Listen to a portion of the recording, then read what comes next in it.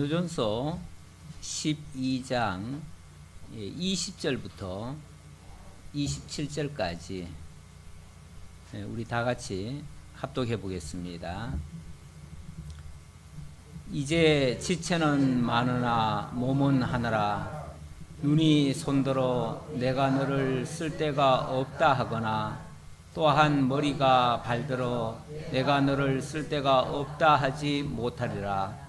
그뿐 아니라 더 약하게 보이는 몸의 지체가 도리어 요긴하고 우리가 몸에 덜 귀히 여기는 그것들을 더욱 귀한 것들로 입혀주며 우리의 아름답지 못한 지체는 더욱 아름다운 것을 얻느니라. 그런즉 우리의 아름다운 지체는 그럴 필요가 없느니라. 오직 하나님이 몸을 고르게 하여 부족한 지체에게 귀중함을 더하사 몸 가운데서 분쟁이 없고 오직 여러 지체가 서로 같이 돌보게 하셨느니라.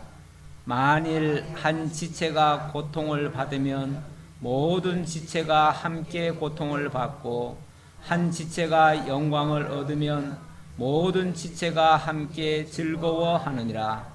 너희는 그리스도의 몸이요 지체의 각 부분이라. 아멘.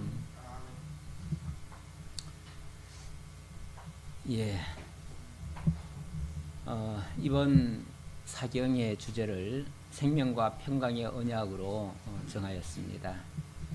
생명과 평강에 관한 이야기를 좀 하려고 하는데 목표를 그쪽에다 두고 증거하려고 하는데 우선 개회 예배에서는 이 생명 쪽에 관련되는 것을 좀 생각해 보려고 합니다. 지난주 우리는 조금 충격적인 한 사건을 보았죠. 한 정치인의 잘못된 선택을 보았는데 본인이 돈을 받고 그 일 처리하는 과정에서 굉장히 부끄러운 선택을 했다. 그리고 어리석은 판단을 했다. 그래서 나 스스로도 용서할 수가 없다. 이거는 법적인 처벌로도 안 되고 양심적으로도 안 된다. 그래서 나는 그걸 갖다가 자신에게 갚겠다. 그러면서 자신의 죽음으로써 그 잘못을 갚겠다고 했습니다. 저는 그걸 보는 순간 지금까지 자기가 뭐 완벽하게 나름대로는 완벽하게 산다고 했겠지만 사람이라는 게 그렇게 완벽할 수가 없어요. 그러니까 항상 실수가 많은 건데 자기에게 너무 이 완벽함을 추구하다 보면 조그마한 것도 용서를 못해요. 그래서 어떤 극단적인 선택까지를 했는데 그러면 그 극단적인 선택은 잘한 선택인가? 조금만 더 깊이 생각해 보면 그거야말로 지금까지 그 전에 돈 문제를 좀 관리 잘못한 거를 잘못된 선택이라고 얘기했는데 부끄러운 선택이라고 했는데 지금 이거야말로 가장 잘못된 선택이고 가장 부끄러운 걸 갖다가 결정을 한 거죠. 판단을 한 거죠. 너무나 잘못된 판단을 마지막으로 했어요. 마지막으로. 그러니까 그 전에 잘못한 것이 진짜 잘못한 게 아니고 마지막에 한 것이 가장 잘못한 일이 되는 거죠.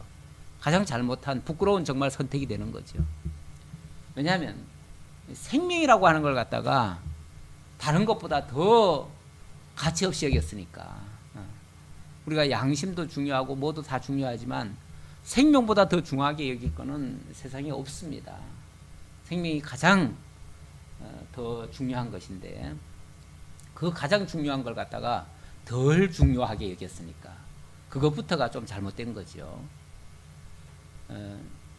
물론 안타까운 일인데 인간적으로는 상당히 많은 사람들로부터 존경도 받았고 나름대로 정직하다는 인정을 받았기 때문에 사람이 죽은 다음에 그렇게 많은 사람이 가는 거 보면 참 아쉬움은 많은 것 같아요. 사람 원래 살아있을 때는 정승집에 사람들이 줄을 서지만은 정승집에 죽은 다음에는요 개새끼도 얼씬 하지 않아요 원래. 왜냐하면 그쪽 욕하고 있죠. 잘 죽었다 그러고 그렇게 하는 경우가 많은데 그래도 죽은 다음에 많은 사람들이 몰려든다는 것은 그의 삶이 그렇게 나쁘지는 않았다는 증표이기도 해요. 하지만 생명을 그렇게 가볍게 여긴다는 것은 아주 결정적인 큰 실수다라는 걸 말씀드리고요. 아울러서 이 생명이라고 하는 거, 불신자들은 아무래도 명예와 어떤 그런 양심과 이 도덕적인 어떤 잣대 그런 것들을 더 귀하게 여길 수 있어요. 그러나 하나님을 아는 사람이라면은 생명을 그렇게 하찮게 여기면 안 되는 거죠. 그리고 이 생명이라고 하는 거, 근원적인 생명은 물론 육신적인 생명이야 좀 덜할 수도 있지만 근원적인 생명은 이건 하나님 겁니다. 개인 게 아니에요. 내가 선택하고 말고 할 그런 사항이 아니에요. 그래서 그거를 가볍게 여기는 거는 그가 사실은 다른 거는 다 잘 알았는데 하나님을 몰랐던 것 같아요. 하나님을 모르는 것이 가장 큰 결정적인 패착인 것 같습니다. 가장 잘못된 판단을 할 수밖에 없었던 이유는 하나님을 몰랐다. 이게 그 답인 것 같아요. 사람들이 자기 생명은 자기 건 줄 알고 자기 마음대로 하려고 그렇게 생각하지만 생명은 하나님 겁니다. 하나님께 속해 있는 겁니다. 그래서 하나님이 우리에게 생명을 주시면 그 생명으로 살고 기동하고 존재할 수도 있습니다. 그러나 하나님이 거두시면 한순간 생명은 사라져버리고 먼지처럼 사라지고 흙처럼 흙 한 줌처럼 남고 말아요. 별거 아니에요. 뭐 인간도 대단한 것 같지만 살아있을 땐 대단한 것 같지만 막상 죽으면 아무것도 아니에요. 그런 존재, 그런 존재가 이 세상에서 뭔가를 다 할 수 있다고 큰소리 치는 것도 좀 허탄한 이야기가 되는 거죠. 진짜 중요한 거는 생명의 근원이신 그 하나님께 우리가 속해 있어서 그분으로부터 그 생명을 공급받고 그 힘으로 살아가는 그것이 가장 가치로운 거예요. 그리고 뭐 엄밀하게 말하면 또 하나님께 속해 있지 않다면은 생명을 가지고 있다고 해도 육신의 생명뿐이지 영원한 생명은 없는 거예요. 그래서 생명의 고귀함을 다시 한번 생각하면서 진정한 생명은 하나님께 속해 있다는 걸 기억하고 하나님께 그 생명이 온전해지려면 어떻게 돼야 되는가? 하나님께 잘 붙어 있어야 돼요. 우리 예수님이 포도나무 비유할 때 가지가 그 나무에 붙어 있지 아니하면 죽은 거라고 그랬어요. 그러나 그 나무에만 붙어 있으면 열매도 맺고 모든 것을 다 할 수 있다. 그건 살아있는 가지인 거죠. 살아있는 가지는 생명력이 있고요. 떨어진 가지는 생명력이 없습니다. 생명력이 없는 것은 아무것도 할 수 없어요. 우리가 하나님께 속해 있느냐 하나님과 떨어져 있느냐 이게 이제 생명의 갈림길이에요. 하나님께 붙어 있다면 생명은 영원한 겁니다. 그래서 중요한 거는 우리가 하나님께 붙어 있느냐 이걸 강조하고 싶고요. 그리고 그 하나님께 붙어 있는 우리 각자들은 결국 원나무가 하나님이라면 우리는 그의 지체들인 거죠. 우리 지체들이 또 어떤 관계를 가지고 있느냐 이걸 좀 생각해 보려고 사실은 오늘 지체 관계되는 것을 살펴보려고 이 말씀을 찾았습니다. 그래서 물론 뭐 오늘 당연히 이번 주제의 주된 내용은 영원한 생명이고요. 영원한 생명과 평강이고요. 그 영원한 생명과 평강은 하나님 안에 있는 것이고 그리스도를 통해서 이루어지는 것이다 라는 걸 말씀드리고 싶고요. 그래서 그리스도 안에서 한 지체로 묶여져 있는 우리들을 생각해 보려고 합니다. 이 지체라고 하는 것은 원래 제각각 다 다릅니다. 모양도 다르고 생김새 뭐 또는 쓰임새 용도 뭐 다 달라요. 역할 다 달라요. 다 다르지만 그러나 더 위에 있는 것도 없고 더 아래에 있는 것도 없고 더 귀한 것도 없고 덜 귀한 것도 없어요. 사실 지체는 모든 어느 부분이든 다 귀합니다. 우리 한 몸에 붙어있는 우리 머리가 어찌 보면 나의 중심이라고 할 수 있는데 이 머리에 붙어있는 사지들이 온 지체들이 제각각 모양 다 다르잖아요. 모양은 다르고 역할도 다 다르고 그 느낌 봐도 다 다르겠지만은 그러나 어느 거 하나도 더 귀하거나 덜 귀한 게 없어요. 다 소중해요. 지나놓고 보면 우리는 뭐 말을 많이 하니까 입이 굉장히 귀하다. 또는 말에 귀가 들으니까 귀가 중요하다. 또 눈으로 보아야 되니까 눈이 참 중요하다. 필요하다. 그렇게 얘기하지만은 그것만 중요한 게 아니에요. 손발, 귀, 눈, 코만 중요한 게 아니고 말없이 움직이는 장기들이 또 얼마나 많은지 몰라요. 우리 몸속에. 그 장기 하나하나가 너무나 소중한 존재라는 거. 그래서 어느 쪽도 스스로 자고할 수도 없어요. 나는 굉장히 큰 역할을 하고 있다 이럴 수도 없고요. 또 어느 장기라고 해가지고 어느 지체라고 해가지고 너는 뭐 보잘것 없고 너는 있으나 없으나 뭐 너는 가만히 처박혀 있어라 이럴 수도 없어요. 만약에 그 역할을 안 하면요, 예를 들어서 뒤에 보이지 않는 부분이 역할을 하지 않으면 보이는 부분도 역할을 못해요. 얼마 안 가서는 그것 때문에 이쪽도 같이 죽어갈 수 있어요. 그러니까 한쪽을 죽여버리면 다른 쪽도 같이 죽어가요. 그게 우리 지체의 원리이기도 해요. 그래서 지체는 더 하거나 덜한 게 없다. 모두가 다 소중하다. 이걸 얘기하려는 거죠. 우리 하나님께서는 그리스도를 중심으로 하고 많은 지체들을 서로 묶어 주셔놨어요. 그래서 20절에 보니까 이제 지체는 많으나 몸은 하나라. 눈이 손더러 내가 너를 쓸 데가 없다 하거나 또한 머리가 발더러 내가 너를 쓸 데 없다 하지 못하리라. 이렇게 서로를 무시할 수 없다는 거죠. 서로 인정할 수밖에 없고 서로 존중할 수밖에 없다는 거죠. 그래서 서로 무시하지 않는 이유는 각 지체가 자기를 위하는 지체가 아니라 그 몸을 위하는 지체고 그 몸은 하나고 머리 대신 그리스도를 위해서고 그리스도는 결국은 하나님을 위해서이기 때문에 결국은 하나를 위해서 함께 협력하는 자들이기 때문에 서로 무시할 수 없다는 거죠. 서로 소홀히 여길 수가 없다는 거죠. 그 역할 하나하나가 다 너무나 소중한 한 지체라는 거예요. 뭐 남이 아니라는 거예요. 결국은 나의 같은 동반자라는 거죠. 그래서 쓸데없다 할 수 없다. 우리가 다 같은 하나의 몸을 세우기 때문에 그렇다.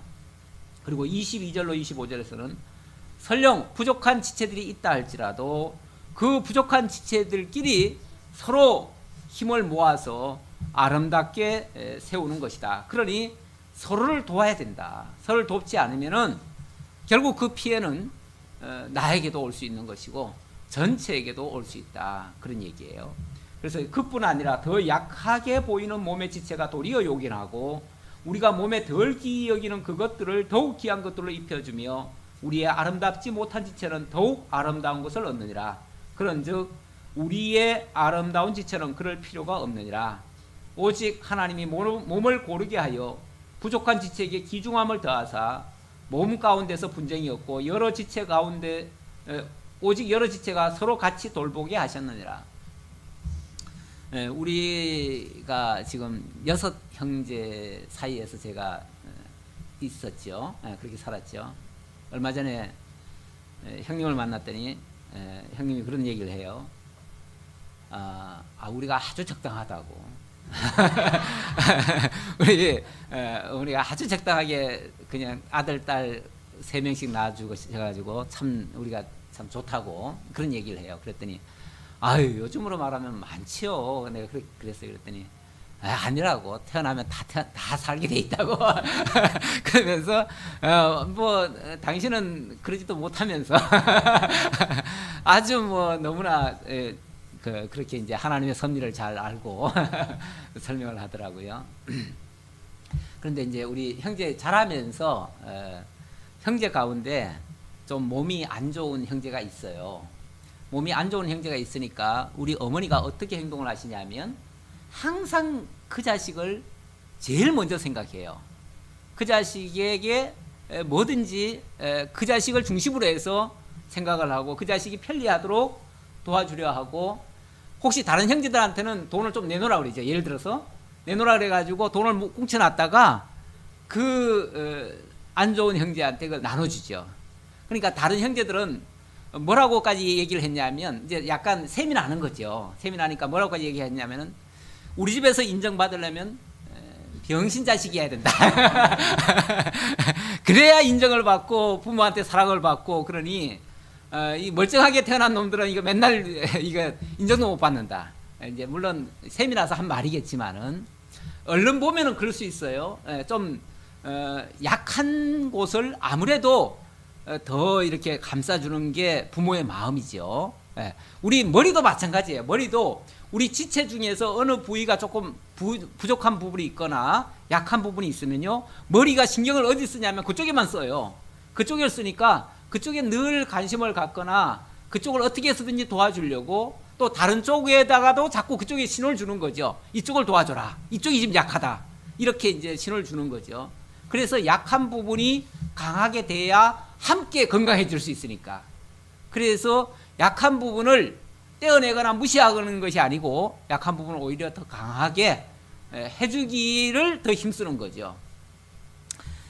그게 어찌 보면 부모의 마음일 수도 있고 또 우리 하나님의 마음일 수 있고요. 우리 하나님도 그래서 절대 약하거나 부족한 것을 갖다가 탓하지는 않으셔요. 하나님이 그런 것을 허물로 보지는 않으셔요. 오히려 자고하거나 교만하거나 자긍하거나 이런 것들을 더 경계를 하시죠. 그래서 이스라엘 백성 가운데서도 그들이 약하고 그렇게 스스로 제대로 세워지지 못할 때는 하나님이 늘 관심을 가지시고 돌아보시다가도 그들이 이제 좀 살만하니까 하나님도 배척하고 뭐 예수님이 배부름에 하나님도 발로 찬 것처럼 그럴 때 하나님이 징계하시죠. 너희들이 정말 과거를 생각 못하는구나. 너희 어릴 적을 생각지 못하는구나. 너희 과거 애굽 땅 조공되었던 시절 정말 배꼽줄도 떨어지지 않아가지고 피투성이처럼 뒹굴던 그 시절을 생각 못하는구나. 그러면서 책망을 하지요.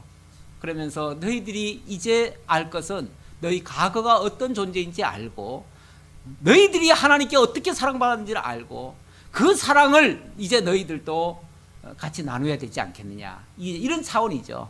그런 차원에서 말씀을 하니까 참 송구스럽죠. 하나님 앞에. 우리도 가끔 그럴 수가 있어요. 여기도 본문에도 보니까 24절에 보면은 우리의 아름다운 지체는 그럴 필요가 없느니라. 아름다운 지체는 원래 아름다운 거는요 너무 안 꾸며도 돼. 근데 아름다운 것만 자꾸 꾸미려고 그래. 가만히 보면 얼굴은 그냥 봐도 이쁜데 얼굴에다 뭘 그렇게 바르시려고 하고 약한 부분은 그렇게도 그냥 내팽개쳐 놓고 그런 데는 어차피 안 보이니까 안 보이니까 그런 건 그냥 내버려 두고 이쁜 것만 더 이쁘게 자꾸 꾸미려고 그러는데, 그러니까 잘된 놈한테만 더 잘 해주려고 하는 게 인간들의 보통 생각인가 봐요. 그래서 잘되는 놈 잘 밀어줘야 저놈은 나중에 더 잘한다 그래가지고 그런 사람한테는 뭘 더 잘 해주려고 그러고, 이 사회에서도 보면요 부자들은 더 부자되게 만들어줘요. 정책이 가만히 보면은 가난한 자들은 더 가난하고, 이게 구조적으로 좀 그렇게 돼 있어요. 이런 것은 사실 정책 위반자들이나 그런 사람들이 더 신경을 써야 될 곳이 어딘가를 보여주는 장면이기도 해요. 사실 교회도 그래서 좀 약한 자가 누가 있는가, 부족한 자가 누가 있는가, 그런 것들을 더 살피는 것이 사실은 더 교회가 할 일이기도 하지요. 그래서 아름다운 지체는 그럴 필요가 굳이 없고요. 오직 하나님의 몸을 고르게 해서 부족한 자에게 귀중함을 더하신다. 부족한 쪽을 더 돌본다 그 말이죠. 그렇게 해서 모두가 다 고르게, 그게 그렇다고 해서 한쪽으로 편애하는 게 아니에요. 편애하는 게 아니고 모두가 다 골고루 고르게 함께 건강하게 하기 위해서 그렇게 하는 것이다. 세상에서도 원래 부자는요 자기들만 잘 먹고 잘 살아라는 게 라고 부자 만들어준 게 아니에요. 부자를, 그러니까 하나님은 세상 끝날까지 부자와 가난한 자를 같이 둔다고 그랬잖아요. 같이 두는 이유는 부자로 하여금 가난한 자를 돌아보게 하라고 그렇게 하신 거예요. 그렇게 함으로써 거기서 하나님의 사랑을 같이 느낄 수가 있는 거예요. 그러니까 사실은 부자들은 좀 양보를 해주셔야 돼. 부자들은 좀 세상에서도 세금도 좀 더 내셔야 돼. 좀 잘 사는 사람들은 좀 더 이렇게 기부도 좀 많이 하시고 뭘 좀 하시는 게 맞기는 맞아요. 그런데 구조는 안 그렇죠. 있는 사람이 더 잘 되게 만들어져 있어요. 그러니까 그게 늘 문제가 됩니다. 누가 밖에 나가 보세요. 예, 26절입니다. 만일 한 지체가 고통을 받으면 모든 지체가 함께 고통을 받고 한 지체가 영광을 얻으면 모든 지체가 함께 즐거워하느니라. 너희는 그리스도의 몸이요 지체의 각 부분이라. 우리는 그리스도의 몸에 붙어있는 각 지체다. 그러니 자, 머리가 기뻐하면 각 지체들도 기쁠 수 있는 거죠. 또 만약에 머리가 아프면은 각 지체도 같이 아픈 거죠. 그러니까 예를 들어서 다른 지체가 어디가 아프거나 약하거나 하면은 함께 아파해주고 함께 그쪽을 돌아보는 것이 맞고요. 또 머리가 또 기쁘면은 함께 기뻐하는 것이 맞다는 거죠. 그러니까 우리 형제들을 서로 돌아보면서 기쁜 일이 있을 때는 함께 좀 기뻐해 주시고 또 슬픈 일이 있을 때는 함께 위로해 주면서 아픔을 조금이라도 같이 나누면, 원래 아픔은 나누면은 반주로 줄어든대요. 기쁨은 나누면은 배가 되고. 그러니까 이건 뭐 세상 사람들이 하는 말이지만은 우리에게도 마찬가지입니다. 이게 같은 지체 개념이면, 세상은 공동체 개념이라고 생각합니다. 근데 공동체 개념이라는 의미는요, 같은 공동의 이익을 추구하는 집단이에요. 쉽게 말하면. 그러니까 이익이라고 하는 거를 같이 공유하려고 함께하는 자들이 공동체예요. 그런데 우리는 생명을 같이 나누는 자들이에요. 생명을. 이익 나누는 정도가 아니라 우리는 함께 생명이 연합되어 있어요. 그래서 만약에 저쪽 지체가, 한쪽 지체가 썩어 들어가면 그 생명의 여파는 4개까지 올 수 있는 거예요. 그러니까 이건 생명적 연합관계이다 보니까 이 지체는 세상에서는 그건 뭐 해도 되고 안 해도 되지만은 우리는 필수적으로 해야 돼요. 필수적으로. 만약에 그것을 하지 아니하면 내게도 그 해가 바로 와요. 내게도 그 생명적 타격이 와요. 그래서 이런 어떤 지체 개념을 아주 잘 인식하셔서 형제의 일이 남의 일이 아니고 바로 내 일이다 라고 생각을 해주고, 교회 오면, 그래서 자녀들도 교회 오는 순간부터는 그냥 내 자식이라고 생각해도 돼요. 내 자식. 남의 자식, 네 자식, 내 자식 뭐 이렇게 나누지 말고 함께 내 자식으로 생각하고, 함께, 안 그래도 우리가 다 지체인데 그 지체들의 자녀들이니까 당연히 우리 같은 가족이나 마찬가지죠. 그렇게 생각하시고 더 친밀하게 해주셨으면 좋겠습니다. 제가 이런 것들을 제가 이렇게 말로만 하면 이게 인식이 잘 이게 남아있질 않아요. 오늘은 듣지만은 이 순간은 아 그렇구나라고 생각하지만 또 얼마 지나고 나면 또 다 잊어버려요. 그래서 제가 영상을 오늘 하나 준비를 했어요. 이 영상을 준비한 거는 아마 제가 드린 말씀은 다 잊어먹을 거예요. 아마 내일이면 다 잊어먹을 거예요. 다 잊어먹는데 이 영상은 왠지 이게 남아있을 거예요. 그래가지고 그 영상이 주는 그 이미지가 각인이 돼가지고 내 어떤 사건 앞에서 문득문득 그게 되살아 날 거예요. 이미지가. 그러면은 그게 아마 효과가 매우 좋을 거예요. 그런데 내가 이제 말씀 없이 이걸 하면은 이건 세상 얘기예요. 세상 얘기니까 적용이 안 돼요. 적용이 안 되는데 제가 이미 말씀을 드렸으니까 그 드린 말씀을 생각하면서 이런 영상을 한번 보시면 이 영상이 주는 이미지가 이 말씀과 결합을 해서 우리의 삶을 이끌어 가시는 하나님의 역사로 될 거예요.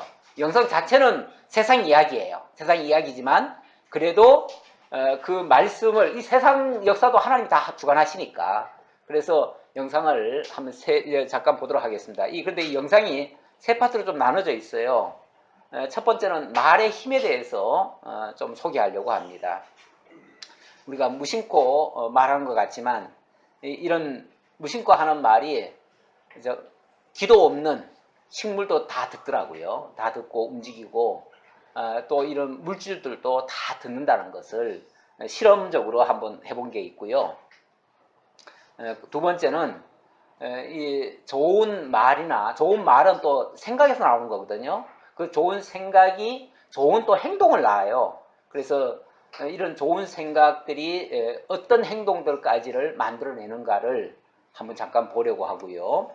그 다음에는 우리 일상에서 부부와 가족 간에 어떻게 대화하며 살아가는 것이 우리의 지체의식을 더 고양시킬 수 있는지에 대한 그런 어떤 강의를 잠깐 끌어왔습니다. 그런 내용을 우리 함께 잠깐 보도록 하겠습니다.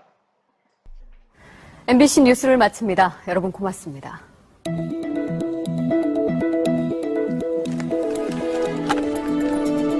수고하셨습니다. 고맙습니다. 카메라 앞에 서면 누구나 긴장하기 마련이죠. 사실 저도 마찬가지인데요. 이렇게 뉴스를 끝내고 나니까 이제서야 좀 편안해지네요. 카메라에 이렇게 불이 켜지면 말투나 표정이 평소와는 완전 다른 사람처럼 변하게 되거든요. 방금 전 뉴스를 하던 저와 지금 제 모습이 이렇게 다른 것처럼 말이죠. 여러분은 오늘 어떤 말을 가장 많이 하셨나요? 매일같이 쉴 새 없이 말을 하는데 뭘 그런 것까지 신경 쓰느냐고요? 글쎄요, 과연 그럴까요? 무심코 내뱉은 말 한마디 속에 엄청난 비밀이 숨어 있습니다. 여기 막 지은 쌀밥이 있습니다.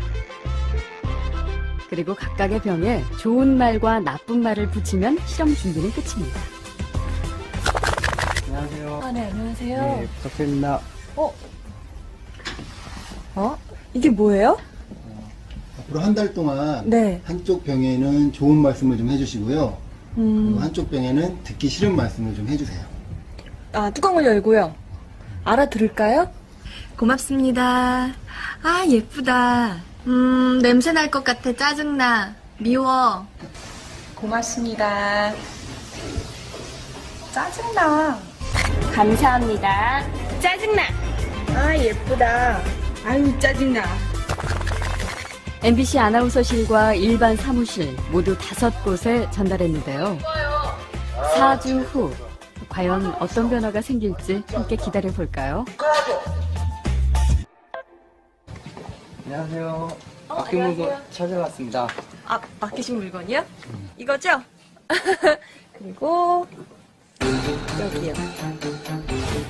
두 눈을 믿기 힘들 정도로 차이는 분명했습니다. 고맙습니다는 예쁘잖아요. 곰팡이가 많이 생기긴 했는데 하얗고 뽀얀 곰팡이가 있고요. 이거는 좀 짜증나는 곰팡이가 생겼달까? 이 붙은 이름 그대로 따라간 것 같아요. 좋은 말을 들려준 쌀밥에선 구수한 누룩 냄새가 났지만 나쁜 말을 들려준 쌀밥은 썩어버렸습니다. 대체 어떻게 했길래 이런 차이가 난 걸까요? 저도 진짜 신기한 거예요. 차이가 이렇게 확연하게 보이니까. 저 사실 처음 이 실험 의뢰를 받았을 때 반신반의했거든요. 이 말 한마디로 이렇게 차이가 생길까. 근데 눈을 딱 보니까 저도 사실 좀 안 믿겨지고요. 신기하죠. 귀가 어디 달린 것도 아니고 여기 세반고리관이 들어있는 것도 아닌데 혹시 우리가 모르는 귀가 밥에 있나요? 3, 4일부터 이쪽이 막 변화가 되니까 좋은 말을 해야 되겠다라는 생각? 그다음에 사람들한테도 속상한 일 있거나 이랬을 때도 좋은 말을 많이 해서 이 사람들이 변화됐을 때도 이렇게 변화되지 않을까라는 생각도 해봤어요. 굉장히 좀 놀랐고요. 처음에 주셨을 때는 과연 될까라는 생각을 많이 했었는데요. 이제 이렇게 된 거 보니까 이쁜 말을 좀 많이 써야 되겠다는 생각이 듭니다. 그 결과가 바로 여기 있습니다. 단지 좋은 말과 나쁜 말을 들려줬을 뿐인데 보이시죠? 이렇게 색깔이 확연하게 구분될 정도로 다르게 변해버렸습니다. 이게 만약 밥풀이 아니고 우리의 가족이나 친구 혹은 직장 동료였다면 어땠을까요? 건강한 파동과 밝은 에너지를 전해주는 말의 힘을 새삼 깨닫게 됐습니다.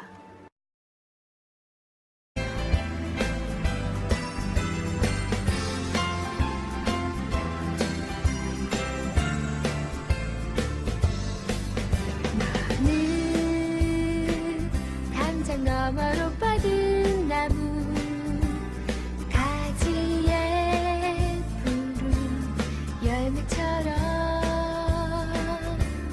하나님의 귀한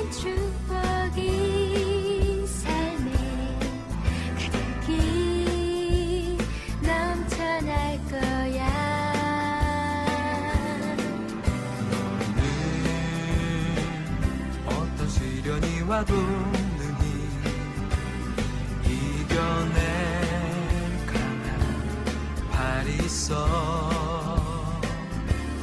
전능하신 하나님께서 너와 언제나 함께 하시니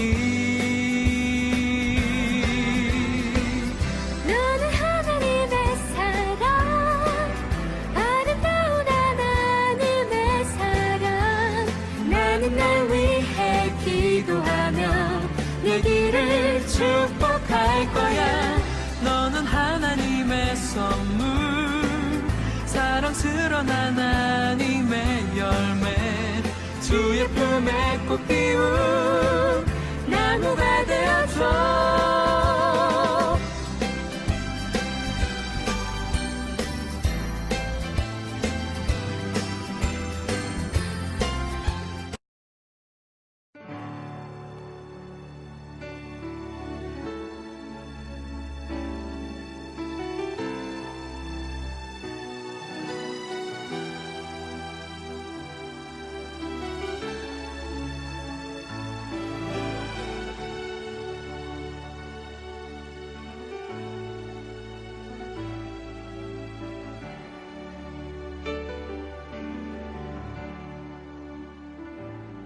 한 번쯤 생각해 보세요. 한 번쯤 기도해 보세요. 우리가 이 땅에 존재하는 이유를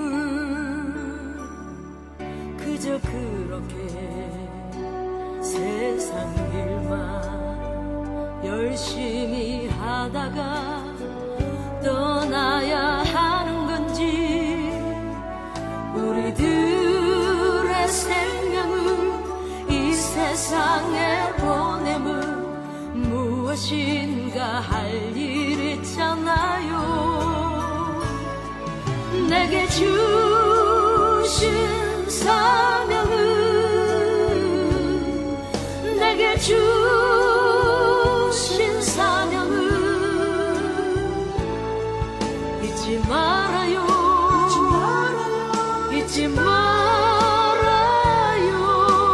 이 생명 존재하는 이유를 기억해야만 해요. 할렐루야 찬양을, 하나님께 영광을, 주의 이름을 높이는 것이 우리의 존재의 이유랍니다.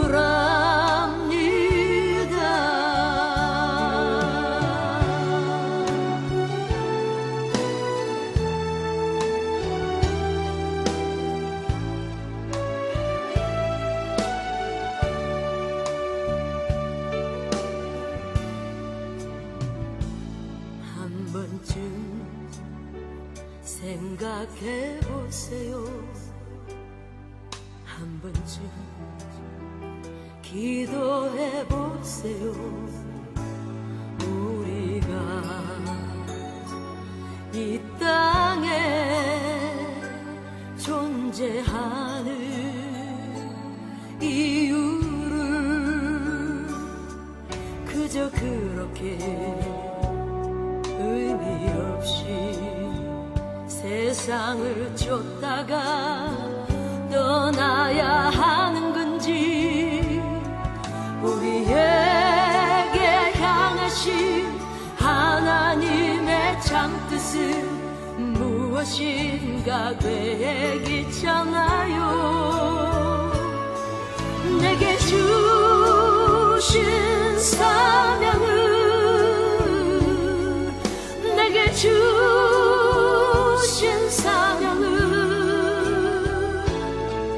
잊지 말아요. 잊지 말아요.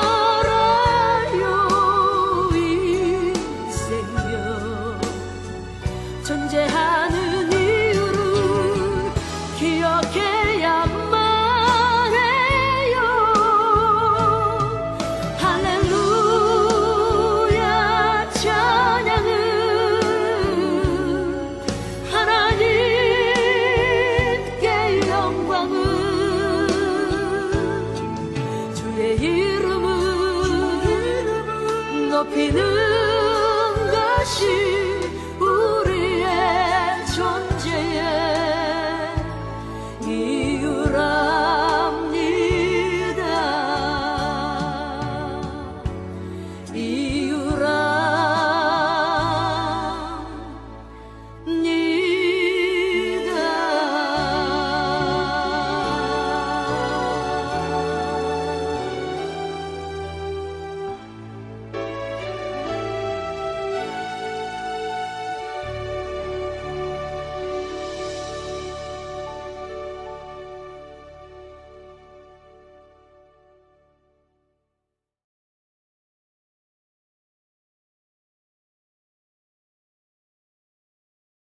성악을 전공했는데 어떻게 아다리가 일로 맡게 됐어요. 이미 다 아시겠지만 삶이라는 것은 자기가 원하는 대로 늘 되지는 않죠. 정말 여러분의 뜻대로 되셨다면 지금의 남편과는 살지 않을 거라고 생각해요. 참 속상한 일이죠. 물론 남편도 많이 속상해하고 계실 거예요. 그분도 얼마나 속이 상하시겠어요.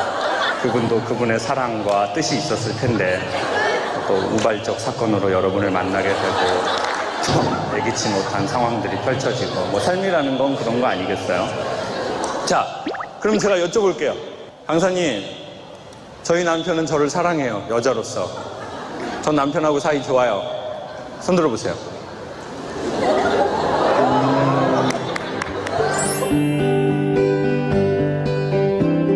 남자가 자기 와이프를 사랑하고 여자가 자기 남편을 사랑하는 경우에 가장 크게 나타나는 특징이 뭔지 아세요?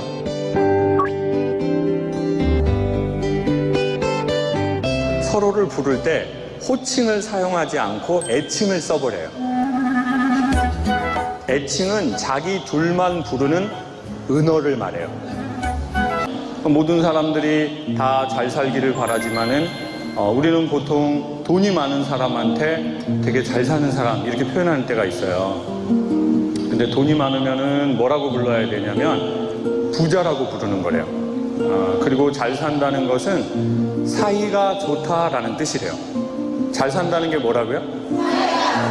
사이가 좋다. 그래서 저는 오늘 여러분께 구체적으로 여쭤보고 싶은 거예요. 여러분은 남편과 사이가 좋아지기를 원하느냐? 네?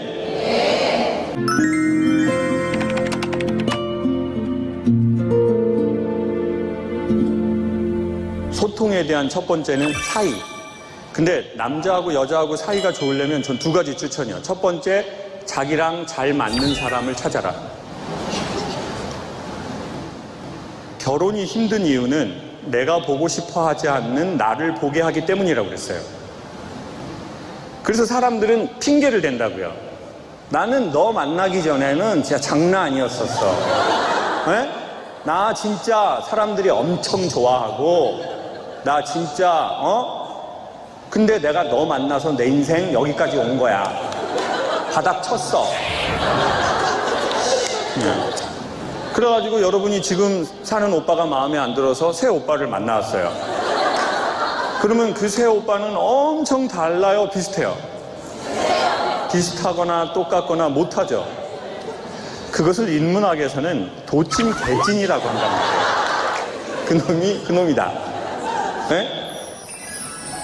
이효리 씨가 결혼 생활 되게 좋아 보여서 김구라 씨가 물어요. 이상순 좋은 남자죠? 그 이효리 씨가 뭐라는 줄 아세요? 좋은 사람, 안 좋은 사람이 어디 있습니까? 나하고 맞는 남자, 안 맞는 남자가 있지.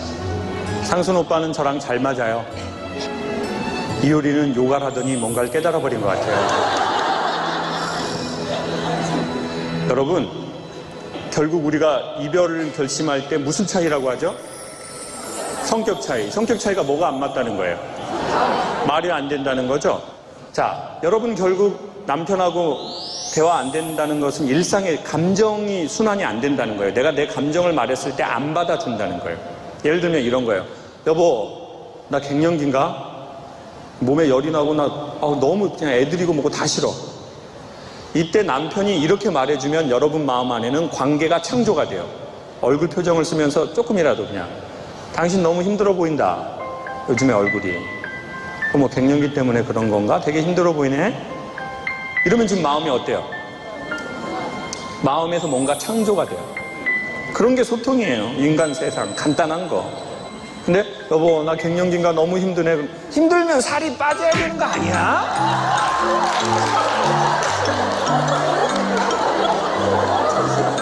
계속 쪄. 힘든데 뛰어. 좀 뛰라고 이 사람아. 이렇게 하면은 내가 대단한 걸 바란 게 아닌데 지는 뭐 그렇게 대단하다고 이렇게 된다고요. 그리고 더 섭섭한 게 뭔지 아세요? 내가 다른 사람을 험담할 때야. 자기야 나 그 103동 아줌마 있잖아.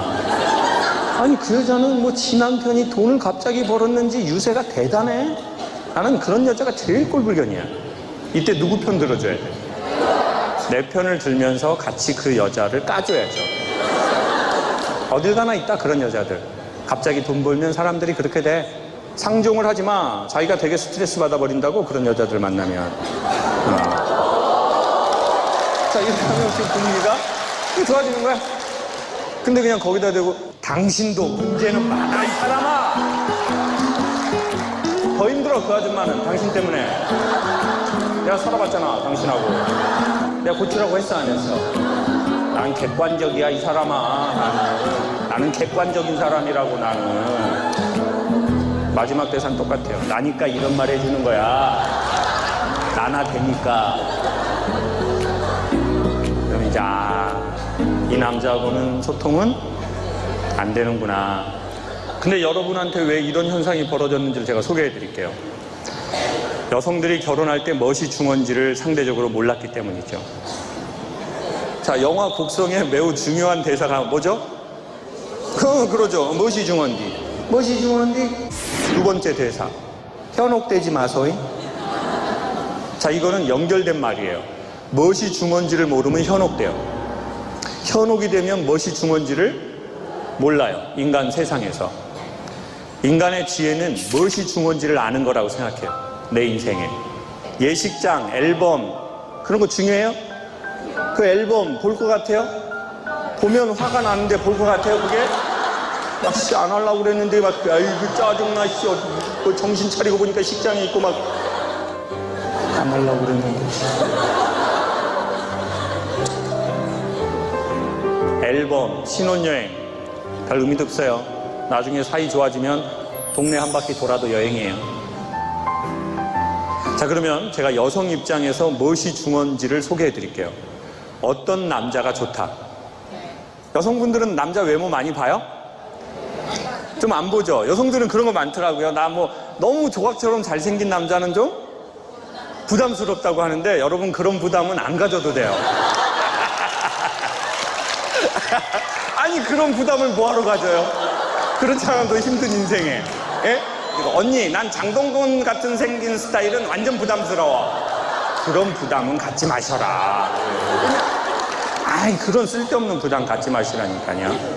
자, 남자는 되게 얼굴하고 몸매를 많이 중요하게 생각해요. 맞죠? 남자는 자기가 예쁘다고 생각하는 외적 매력을 가진 여성을 만나면 뇌 하수체라는 곳에서 도파민이라고 하는 환각 물질이 나와버린대요.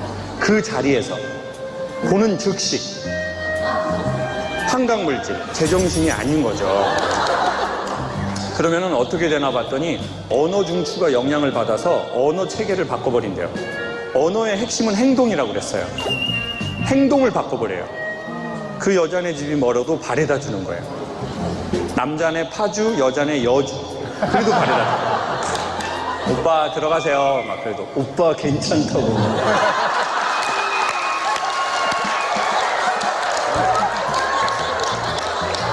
운전이 취미야. 호르몬 많이 나와가지고. 이렇게 호르몬이 많이 나와서 흥분한 상태에서 잘해주는 것을 인문학에서는 개수작이라고 하고 있어요. 뭐라고 한다고요? 개수작. 그때 어디서 이런 개수작이야. 나 없이는 막 못 살겠다고 하고 막 나 따라다니고. 에?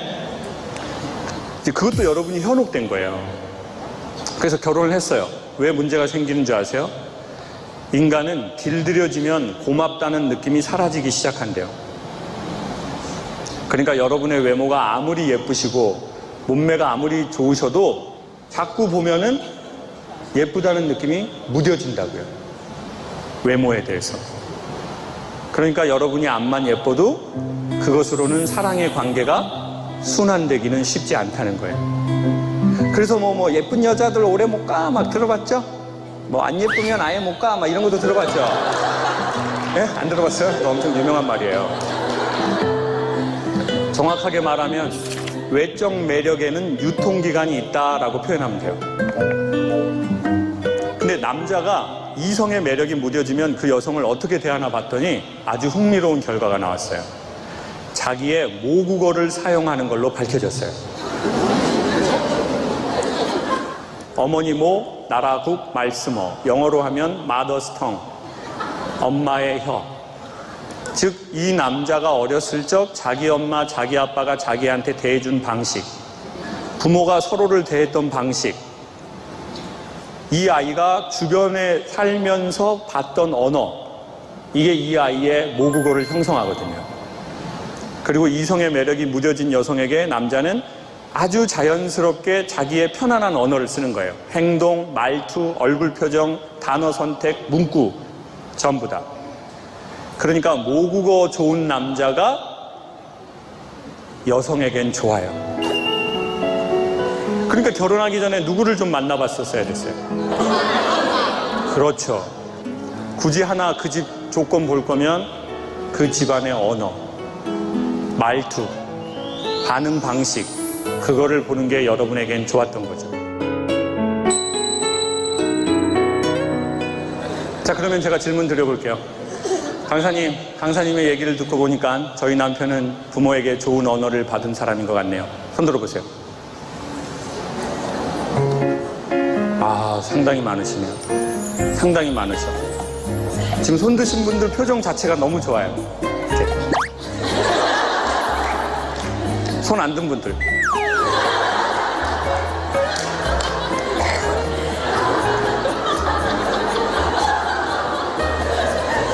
근데 손 든 분들은 여러분은 진짜 행운이에요. 남편은 여러분이 이성적인 매력이 무뎌져도 여러분에게 예의 바르게 할 거예요. 그건 여러분과의 사랑과 상관없이 그 남자가 그 언어를 갖고 있어요. 그래서 모국어 좋은 사람이 좋다고 일단 여성에게 추천드려요. 그럼 강사님 어떡하나요?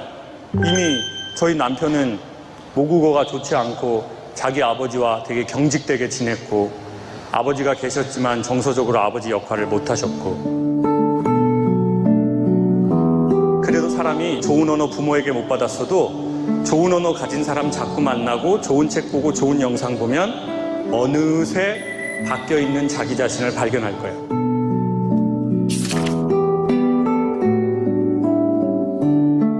그리고 두 번째는 저는 남자 입장에서는 이렇게 소개해요. 이런 여성을 만나라. 예쁜 여성 만나지 말고요. 예쁘게 말하는 여성을 만나라고 추천해요. 예쁘게 말한다는 건 뭐냐면요. 상대의 자존감을 세워주는 말이 있어요. 네. 저는 강연하면서 제가 자존감이 되게 많이 좋아졌어요. 관객들 때문에. 오늘은 지금 30대가 좀 계실걸요? 30대 손 들어보세요. 봐봐요. 40대요. 거의 지금 40대가 60% 된다고요. 왜냐하면 저는 이걸 어떻게 하는 줄 아세요? 리액션 보면 거의 맞아요. 그게 바로 예쁜 말이에요. 그게 예쁜 말. 평가를 하는 게 아니라 그 사람이 행동에 대해서 자기의 어떤 긍정적 감탄을 하는 거래요. 그게 상대의 자존을 올리고 상대를 주체적인 인간으로 만들고 사이를 좋게 한대요. 그게 예쁜 말의 정의. 그러니까 남성들에게는 예쁜 언어를 하시는 분을 애초에 고를 때 추천. 그리고 웃겨보는 것도 좋아요. 손으로 입을 가리면서 웃는 건 상대방의 남성을 리스펙트하는 행동이래요. 이렇게 양손으로 하는 거거든요. 이렇게. 남편이 집에 들어왔어요. 자기야, 나 오늘 이런 얘기 들었는데 웃기지? 아, 오빠, 나 너무 잘했다.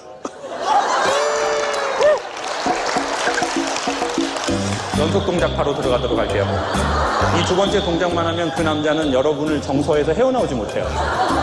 오빠, 여보, 나 너무 재밌다.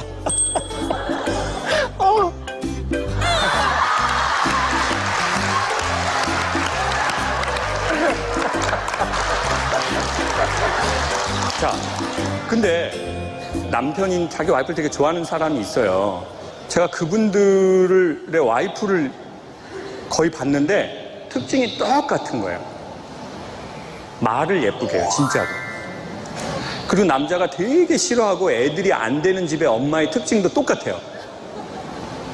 뭐란 줄 아세요? 말을 기분 나쁘게 하는 스타일이래요. 그래서 제가 그 와이프들 모임에 가서 왜 이렇게 남편하고 애들한테 말을 기분 나쁘게 하셨어요? 그랬더니 그분들이 자기는 틀린 말은 안 한대요. 자기는 성격 자체가 원래 성격 자체가 한 번 아니면 아니래요. 그리고는 말투가 명령조가 많대요. 너 엄마가 하라고 했어, 하지 말라고 했어? 엄마 성격 알아 몰라? 엄마 한 번 아니면 아니라고 했지? 엄마는 성격 자체가 그래. 원래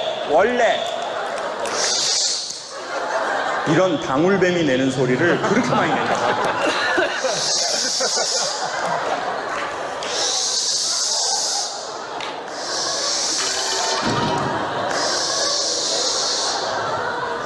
근데 이런 말은 왜 나왔냐면 주로 우리가 어렸을 적 성장할 때 내가 뭔가를 완벽하게 해야만 받아들여진 사람. 넌 그거 잘하니까 좋아. 엄마 말 잘 들어서 좋아. 아빠 말 잘 들어서 좋아. 그러니까 내가 누군가에게 인정을 받으려고 할 때는 뭘 잘해야 되는 거예요. 그러니까 부모님이 칭찬을 잘했었어야 됐어요. 애들 칭찬하는 기술 보여드릴게요. 남편 칭찬하는 기술 엄청 간단해요. 얼굴 표정을 약간 모지라 보이게 하는 게 좋대요. 그래야 저쪽이 주인공이 된대요. 엄마, 나 이번에 98점 받았다. 그럼 대박.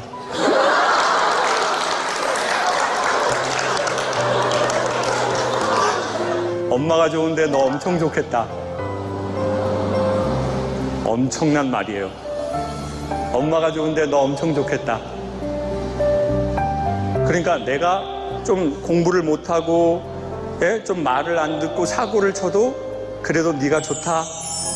그게 존재에 대한 칭찬이래요. 그게 자기의 자존의 근원.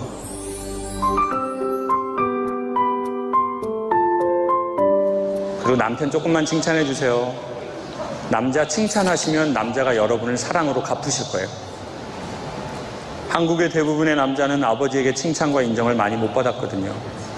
그래서 목이 말라요. 인정에 대한. 그러니까 자랑도 못하는 거예요. 여보, 나 이번에 뭐 승진했어. 이렇게도 말 못해요. 여자가 먼저 물어봐야 자기야 어떻게 됐어? 그러면 뭐 됐어. 뭐. 일만 많이 하는 거지 뭐.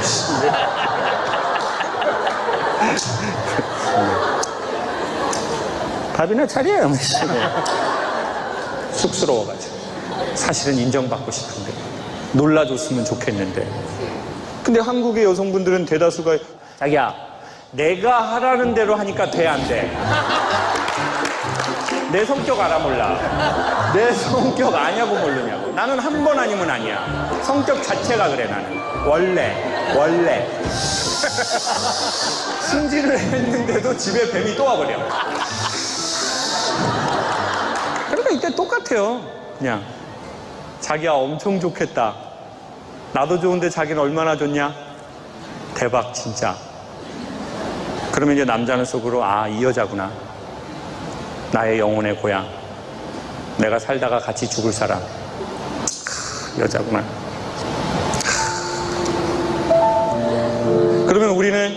왜 이렇게 열렬하게 사랑하다가 관계들이 깨지거나 시큰둥해졌을까요? 그 이유는 오늘의 결론인데 두 가지래요. 첫 번째, 예쁜 말을 들어본 적이 없다.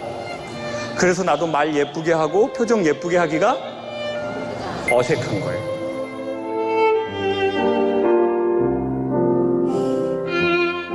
사람은 오래 살면 100년이래요. 근데 인간은 그 시간에 3분의 1을 잔대요. 그래서 저는 우리의 인생은 소중하다고 생각이 들어요. 더 구체적으로 말하면 우리의 시간이요. 그러니까 여러분 웬만하면 사이좋게 지내는 게 좋죠. 사랑하면 사이좋게 지낼 수 있지만 사이좋게 지낼 수 있는 언어를 배우다 보면 사랑할 수도 있대요. 그리고 결국 그 사랑만이 인간을 움직이게 한대요. 여러분의 몸이 어디에선가부터 여기로 오셨잖아요. 그건 저를 보고 싶어서 온 게 아니에요. 여러분 삶에 사랑이 있기 때문에 여기 오신 거죠. 예, 어디 잘 보셨습니까? 예, 잠깐 기도하고 1부 예배를 마치도록 하겠습니다. 아버지 하나님 감사합니다. 하나님께서 우리들에게 1년에 한 차례 수양사경이라는 이름으로 함께 성경을 상고할 수 있는 이러한 뜻깊은 시간을 허락해 주셔서 감사합니다. 저희들 지난 6개월 동안도 치열하게 세상살이에서 살아왔습니다. 아버지 하나님, 이제 그 복잡하고 바빴던 우리들의 마음 잠시 내려놓고 하나님의 말씀에 귀를 기울이며 하나님의 뜻에 순복할 수 있는 이 아름답고 멋진 사경이가 될 수 있도록 하나님 함께 해 주옵소서. 이후에 모든 절차도 주님께서 시종을 지켜주시기를 간절히 바라옵고 예수님의 이름으로 기도하옵나이다. 아멘.